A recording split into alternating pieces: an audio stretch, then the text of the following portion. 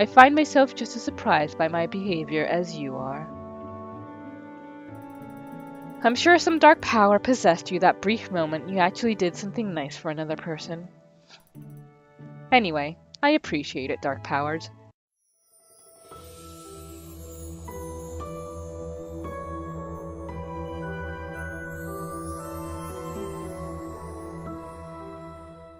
Could you please explain to me, how did you spend the last 2 days? I visited friends in town and did some things I planned to do. You could say I took 2 days off. So I have heard. Aw, God, I hope Gloria doesn't get in trouble, especially since she stuck her neck out. I'm not Gloria, so... So I have heard. I'm still wondering as to the nature of the liberties you took when I wasn't here to direct you. I certainly hope you didn't not do anything foolish. However, one of my daughters assured to me that you're much too level-headed to make a mistake like that. Wow, I actually, now I'm starting to wonder if it was actually Sophia who lied. She did? Yes, I also thought it was unusual of her, so I'm letting this slip. But enough about this. This isn't the topic I wanted to talk to you about. It has to do with my plans for our family. 2 days from now, a grand ball will be taking place in the royal palace. Any royal business is very important, of course, but this particular ball will be very important, even for His Highness. It means very careful preparations. The Royal Masquerade. I might have heard about it, yes. Oh, you have? This is very surprising indeed. Is it? Recently I've learned that it isn't that difficult to obtain sensitive information. One simply has to pay attention to what is going on around them, watch carefully who is meeting with whom. Especially when it comes to certain shady-looking characters fetching rumors like a trained hound. Really? Well done, then. Perhaps you're not as thick as I thought. Let's hope you'll forge this little success in collecting information into a permanent quality. A quality which I'm sure you'll find useful in life. Being well-informed certainly beats being kept in the dark. Folks say that the truth shines like a light and ignorance is the darkest night. It's a fitting comparison. After all, night is a time of fear, vulnerability, and powerlessness. I learned quite a few things these days. I feel much safer and more powerful already. What matters here is that the ball is very near and there is very little time left. It means that I will be expecting our entire family, and I do mean all of us, to give it our best. By which I mean complete obedience. No questions, no dramas, no nonsense. This is much too important an event to be spoilt in such a silly way. Very well. And what is my part in this plan, then? Will I be going to the ball as well, member of our family that I am? Don't be absurd. Royal affairs aren't your arena. I see. Then what is my arena, ma'am? Why, the house, of course. If everything goes smoothly, the ball should mark the point of our family coming back into high society. And that means one thing. Guess. We will need combined effort to make the residence spotless, but your role in this will be crucial. I see, my lady. Would you like me to hide in the wardrobe or pretend that I'm a statue when the guest comes? Or maybe being a statue would pose too much of a competition for your charming and intelligent daughters. I understand your anger and your reasons. Now you must understand mine. I put so much time and effort into creating these opportunities for my daughters. I will not let them be upstaged by anyone. You may play all sanctimonious with me now, but either now or in 10 years you'll understand my perspective. and you will agree with my decision. Besides, being the resourceful little creature that you are, you will without a doubt find your own window of opportunity with little difficulty. If you're really that smart, you will get your chance to shine, and you will take it. You like to refer to all of us as family, but only if it means I have to do something. Don't get melodramatic, girl. You sound like a bad novel. Even if I wanted to, I wouldn't be able to prepare 3 young ladies for the ball organized by the future king. Do you have any idea how much a decent dress costs these days? No, of course you don't. Should I mention I know about the money problem? Better not! No! No! Better not! Of course, how could buying a dress for the daughter of the rightful owner and head of the house be proper? Listen to me, girl, and listen good. I am the rightful owner of this house. And as unfortunate as it may be, your father, bless his soul eternal, is dead. No mother would put an orphan before her own children. I am not just some orphan. And contrary to your real children, I am not afraid to think and speak for myself. You're truly blind if you can't see my potential and how useful I could be. Also for you. Enough of this idle chatter. We have a very important task ahead of us and little time left. Since you're thinking so highly of yourself and your skills, why don't you show us your pragmatic side and start cleaning the house and helping with preparations? That's it? Do you really believe that is all I can be good at? Demons! Snap out of that constant daydreaming, girl, and start paying attention. Do you think that even if I were the lady of this house, you wouldn't need to keep it clean? Are you really selfish enough to believe that? Besides, the terrible burden of dusting and doing dishes is minuscule in comparison with my responsibilities. Be grateful for having such a simple life. Oh yes, very great. Shush! Not a word! Get the girls together and call the servants. Wait for me in the hall. I will bring you your orders in a moment.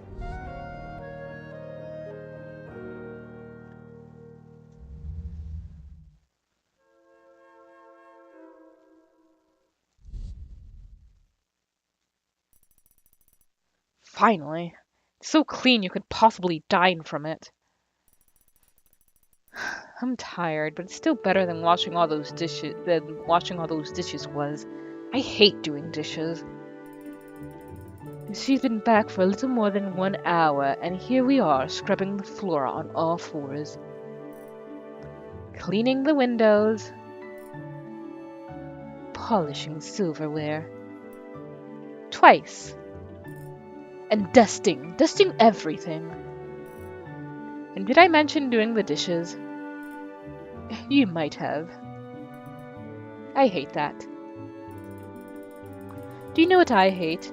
I hate the fact that I am here while my dear charming and beyond her age wonder of a sister is upstairs, playing the little princess she will never be and trying on that ridiculous dress Carmosa bought her. First of all, you never saw that dress, and second, who knows? Maybe the prince will fall in love with her and you'll end up being the queen's sister. I doubt even that amount of noble blood can make a person dense enough to fall for Gloria. Although, maybe if she kept silent? You're terrible. Besides, for all we know, the prince could be denser than lead. Also, I didn't know you cared about balls and dresses. Compared to this, I think I prefer the royal circus. Sophia, I need to thank you for putting in a word for me when you spoke with Carmosa. I appreciate it. Don't mention it, and don't overestimate my goodwill. I find myself just as surprised by my behavior as you are.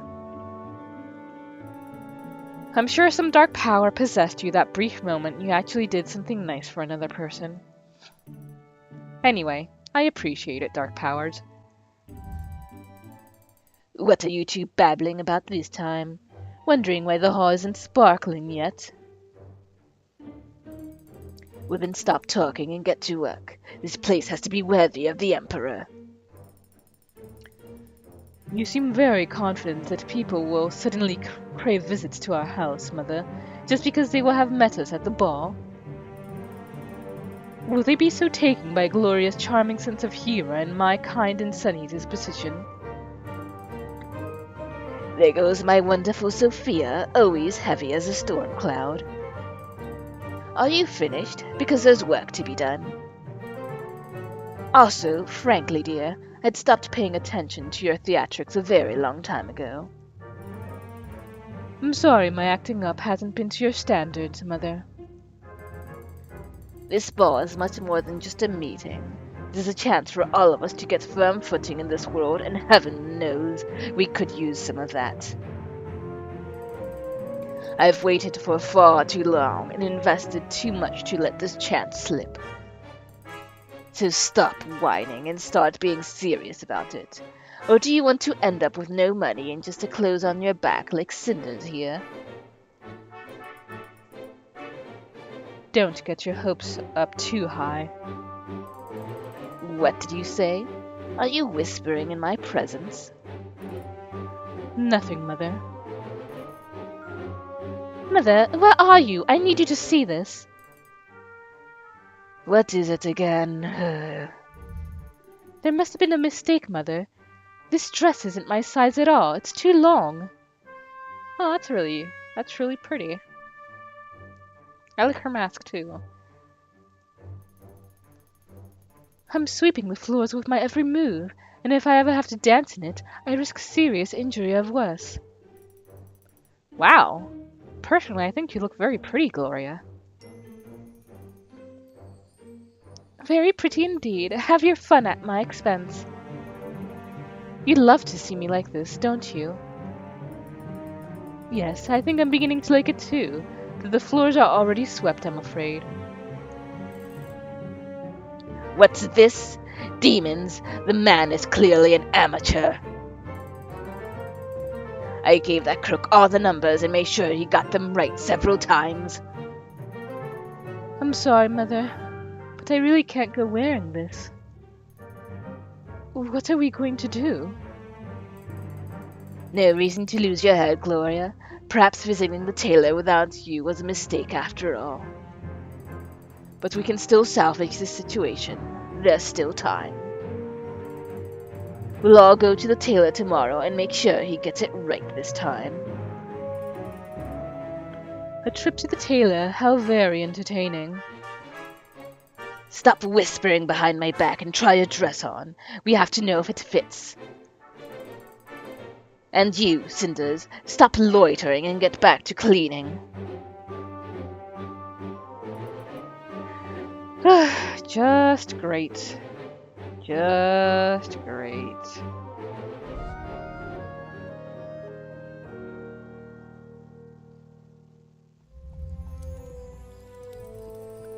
Cinders, do the cleaning while we try our dresses on. Sure, why don't we all relax and enjoy ourselves while Cinders scrubs the floors and walls? I can't believe I'm back to this again. Those past few days have been amazing.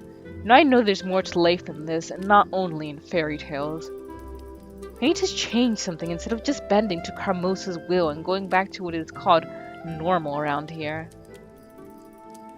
How can I just forget about freedom now?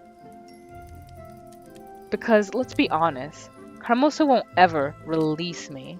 He doesn't even consider me in her plans. I'm no one to her. I need to clear my head and think. I can't even think clearly knowing Carmosa's in the house, plotting to get our lives arranged the way she likes it. I'll go to Mother's grave. Madame Guide was right. I don't tend to it the way I should. There's no better place to get calm and ponder. Sneaking out should be easy enough. It was a hard day for everyone, so the whole house should be fast asleep. Let's see.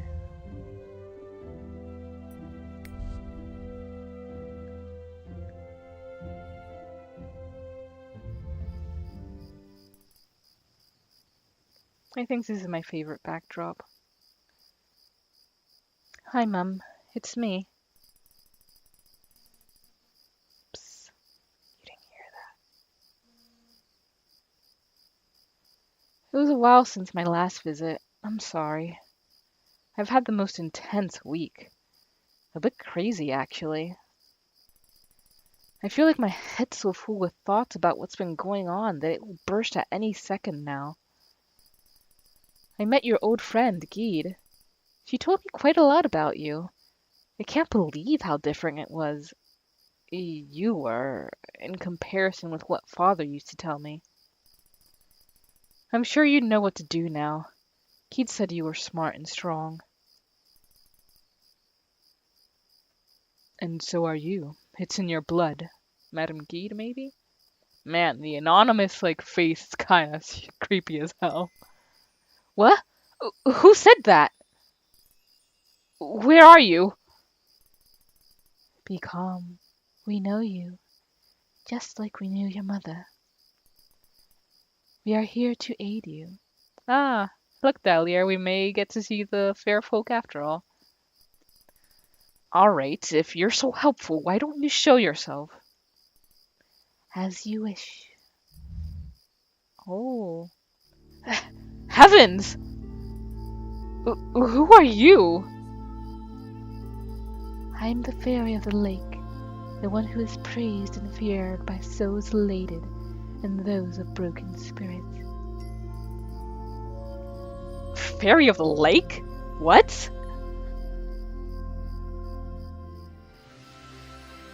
The fairy. I wonder if she would be here at all if not for the fact that we put a present that one time. Because we ignored going to the lake. You forgot, but we did not. We honor the concord with your mother. You forgot everything that had happened. You forgot your mother's sacrifice. We have come because you are in need. We have come because we remember. We offer aid, but it has a price. Your mother knew it well. Be careful, for it may cost you dearly. Forgive me, but I know nothing about any sacrifices or concords. Yes, you have lost knowledge which your mother had. She was always so close to us, so mindful of our presence, our ways. She knew how to dance with us and how to sing for us. She knew about the way a concord is made. Oh, I really like her hands there. She also knew about the weight of the price, that it is never equal to the weight of it. It grows with time, it blooms and is reaped. She made her sacrifice to bind us and make us watch over you. We are here. We offer aid. What are you saying? That my mother somehow sacrificed herself for me? I really doubt that. You can play with your doubts as much as you please, as long as your belief in us remains unspoilt. I really can't remember a single situation when a fairy helped me. I never noticed anyone watching me. So much certainly, and yet you speak of memories. You are very young indeed. You believe in certainty where there is only faith. Your mother's faith made this meeting a reality. Her foresight made this an opportunity. She knew you would need us eventually. It is in your blood. Soon you will be facing a grave choice. We are here. We are offering aid. I make my own fate, especially since they're talking about sacrifices and prices and haven't told us a single thing about that. Yeah, I see. I'm sorry, but this is a bit too much for me. The future is unknown as it is. Adding another unknown to it won't make things easier. I don't know what your offer really means. Besides, once I give up my right to make my own decisions, I become a prisoner of fate or luck or something else. Something I don't understand. I won't risk that. My decisions belong to me alone. You are small, but your illusions are great. What choice do you speak of? What fate would you like to forge on your own? Your limbs are already shackled, but you like to listen to your own voice too much to be able to hear them clatter. Your tools are forged, your route is planned. You are an artifice, but not of your own making. Maybe there are some things I can't change, but it only makes the decisions I can make all the more precious. Hello everyone and welcome back. Here we are starting the second case of the Ace Attorney Phoenix Wright series, and as promised, I have new guests with me for this case. Would you guys like to introduce yourselves? No. Hi, I'm Roche. You might remember me from the Secret of Mana Let's Play. I will be playing Edgeworth, the Bellboy, and Red White. And Hey. up next? That's me. I am the Devil's Avocado. I am the head man from Evil Guacamole Gaming. I will be playing Maya Fey and Dick Gumshoe. And I'm Shades the Ninja, and I'll be playing Phoenix Wright and Marvin Grossberg, and I am new here. This is my first collab ever. Yay. Aww. Well, unless you count me like bringing in friends from college, but like that's just me dragging my friends into my room and going like, "Hey, want to record some shit?"